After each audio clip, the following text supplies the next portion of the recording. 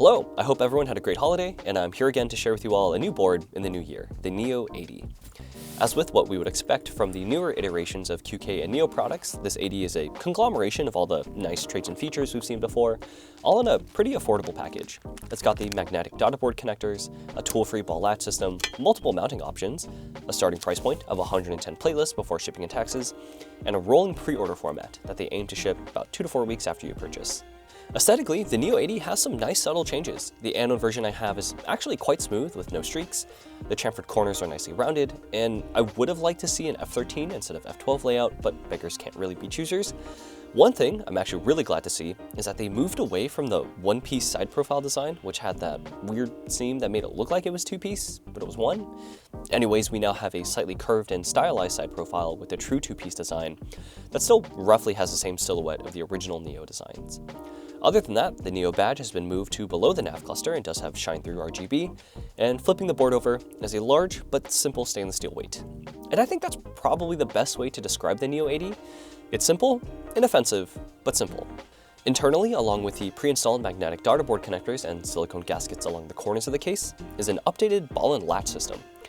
Interestingly, these have 4 latches up top and 3 down below. Supposedly, these only have one side of the ball touching the latch to close the case, and it's supposed to improve the lifespan of the system. I can't really attest to that, but I can say the clasp strength is a little on the weaker side.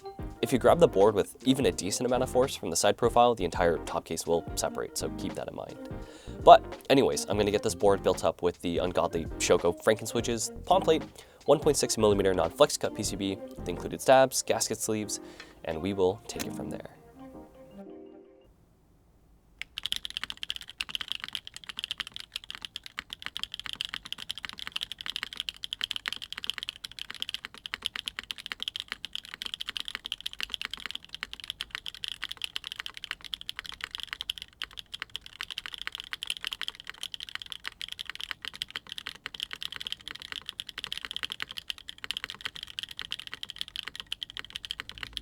In a nutshell, sound-wise, as you go from the dumbbell gaskets to the socks, O-ring, and brass tabs eventually, the overall sound profile does tend to get a bit more full and pronounced with each step, to a certain point. I did notice with the brass tabs that although it was the loudest configuration out of the bunch, even with the palm plate, I do have a slight bit of hollowness with my lower mods and spacebar. But other than that, with the board and no foam, I still think it's a pretty decent sound profile. It definitely skews towards the higher, clackier end of the sound spectrum, and has like a slight flatness to it. I don't know how else to describe it. It's kind of like a dull profile, if that makes any sense. Feel-wise, it follows the same trend as before, with the dumbbell gaskets being the softest typing experience and the brass tabs being the stiffest. Even with the dumbbells and the palm plate, it's not too tiring to type on for a prolonged period of time. It's actually decently soft. Personally for me, I liked the gasket socks the most, as I think it strikes a nice middle ground between a slightly plush typing experience and a decently full sound profile. So, for the starting price point of $110 for the plateless kit before shipping and taxes, or $165 if you spec'd out close to mine, I still think that for those that are looking for a no-hassle, decent sounding, inoffensive aesthetic, rolling pre-order F12 TKL, it's a pretty solid option price to value-wise.